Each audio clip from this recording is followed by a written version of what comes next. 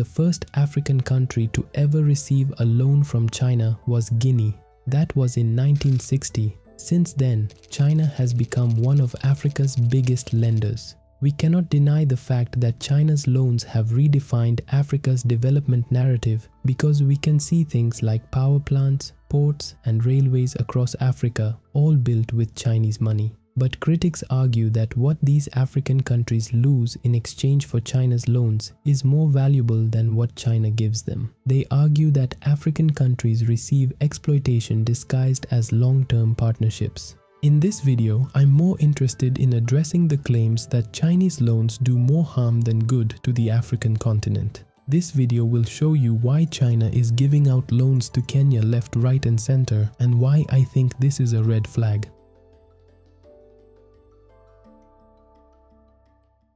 As of March 2023, Kenya owed China $6.3 billion.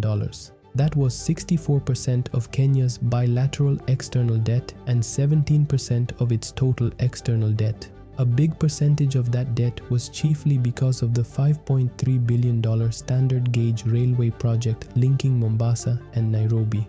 The SGR was largely funded with loans from the Exim Bank of China during Uhuru Kenyatta's presidency. But here are the two major problems with China's loans to Kenya.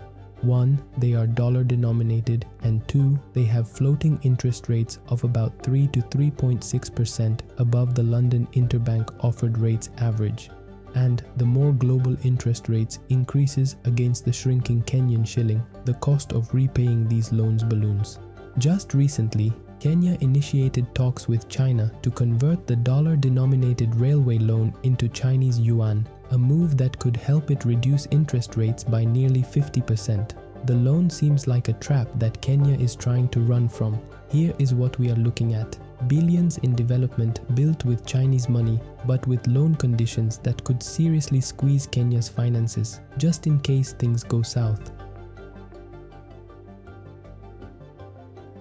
The loans that Kenya receives from China are not just a matter of they lend us money. They go deeper into the rules that Kenya must accept and what happens in case the country fails to follow the rules. Let's look at the SGR deal, for instance. Kenya had to pay a management fee of 476 million Kenyan shillings within 30 days of signing. Also, the country was given a grace period of 7 years. The repayment stretched over 156 months. Finally, Kenya was to dedicate 42% of the railway proceeds toward repaying that loan. Another big issue is the confidentiality clause. The contract states that the borrower, Kenya in our case, shall not disclose any information hereunder or in connection with this agreement to any third party unless required by applicable law. This setup implies that Kenyans can never and will never see all the details in terms of how interests accrue, what the real penalties are, and what happens in case of a dispute. Something else that raises eyebrows is the claim that the port of Mombasa was used as collateral. The Daily Nation reports that the Kenyan government might lose its prized port to China if it defaults on its billion-dollar debt. Kenya currently owes China $9.8 billion. The government borrowed the money to fund the standard gauge railway between Nairobi and Mombasa, as well as other national infrastructure. A report from the Auditor General to Kenya Ports Authority revealed that the port's assets were used as collateral to secure the loans from China's Exim Bank.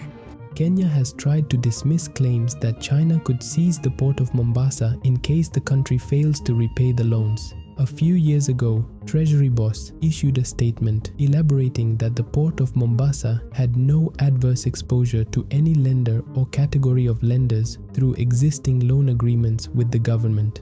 A spokesperson for the Chinese government in Kenya also said that they had checked with the relevant Chinese financial institution and found that the allegation that the Kenyan government used the Mombasa port as collateral in its payment agreement for the Nairobi-Mombasa railway is not true. The statement reduced the tension for a moment. Another string is the procurement and sourcing condition. Kenya was forced to source goods, technologies, and services from China. While the materials could have been cheaper, the terms limited Kenya's choice of who to buy from. So yes, China was helping Kenya, but under strict rules that undermined its freedom.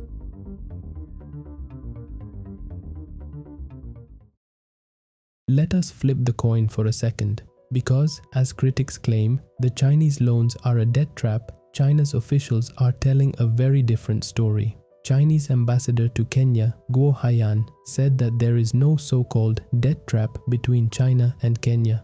Guo explained that China's loans to African nations are only given upon request, only given when countries ask.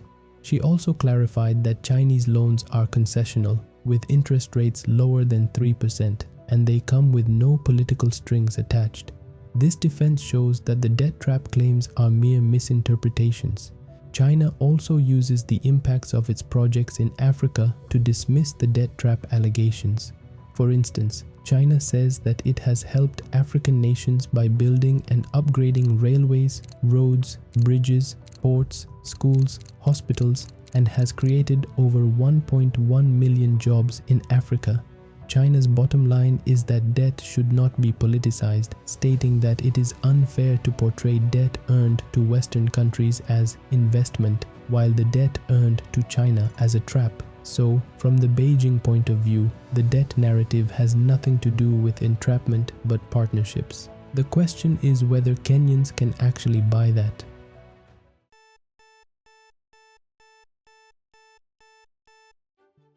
Kenya has consistently been repaying the loans. However, the costs of paying back are beginning to squeeze everything else. In the year ending June 2025, Kenya paid Chinese lenders 129.35 billion Kenyan shillings, reducing the loan by 23.3 billion Kenyan shillings. The 15% reduction gave the country some breathing room. However, the loan is still big. To make matters worse, more than 3/4 of Kenya's bilateral debt repayments go to Chinese lenders. Then, there are penalties and avoidance charges. For instance, Kenya has incurred over 34.2 billion Kenyan shillings in avoidable interest and penalties on a loan from China's Exim Bank that financed the standard gauge railway. The truth is that Kenya's debt servicing cost to revenue ratio is deeply worrying. As of May 2025, Kenya's debt service was about 67% of actual revenues collected. What that means is that out of every 3 shillings that the government collects, 2 are swallowed up before anything else is funded.